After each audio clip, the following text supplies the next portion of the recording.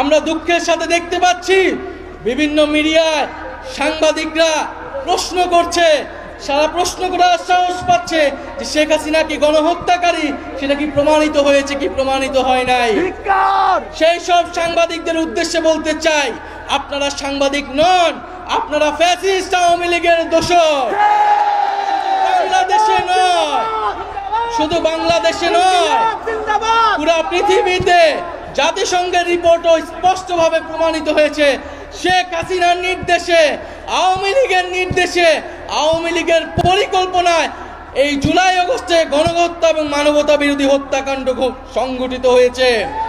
তাই আজকের এই বিক্ষোভ সমাবেশ থেকে আমরা সুস্পষ্টভাবে বলতে চাই, অতি অবিলম্বে আওয়ামী লীগের যে নিবন্ধন, সেই নিবন্ধন বাতিল করতে হবে। নৌকা মার্কাকে বাংলাদেশ থেকে নিশ্চিহ্ন করে দিতে হবে এবং বিচার চলার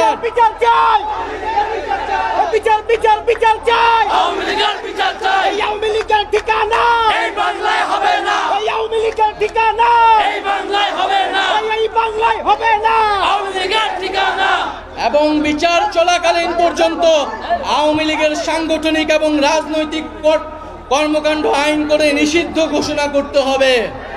প্রিয় বন্ধুগণ, আমরা জুলাই ঘোষণাপত্রের কথা বলেছিলাম, জুলাইকে সাংবিধানিক স্বীকৃতি দেওয়ার কথা বলেছিলাম, কিন্তু বিভিন্ন ষড়যন্ত্রের কারণে সেই জুলাই ঘোষণাপত্র এখনো আসছে না।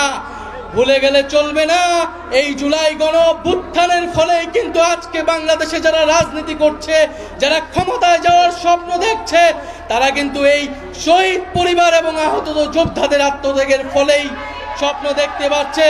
ফলে অবিলম্বে এই জুলাই ঘোষণাপত্র দিতে হবে এবং আমরা যে জুলাই সনদের কথা বলছি, যে মৌলিক সংস্কারের ভিত্তিতে রাষ্ট্র কাঠামোর আমূল পরিবর্তন, শাসন ব্যবস্থার আমূল পরিবর্তন করে রাজনৈতিক ঐক্যমত্যের ভিত্তিতে মৌলিক সংস্কারের উদ্দেশ্যে জুলাই সনদ কার্যকর করতে হবে এবং জুলাই সনদে সুস্পষ্টভাবে আওয়ামী লীগ নিষিদ্ধের কথাটি থাকতে হবে।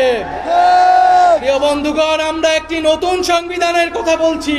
সেই নতুন সংবিধানের জন্য আগামী নির্বাচন, আইনসভা এবং গণপরিষদ নির্বাচন একত্রে অনুষ্ঠিত করতে হবে এবং দ্রুত সময়ের মধ্যে শহীদ পরিবার এবং আহত যোদ্ধাদের দায়িত্ব নিতে হবে রাষ্ট্র এবং সরকারকে এবং তাদের মানবিক মর্যাদা, নাগরিক মর্যাদা নিশ্চিত করতে হবে।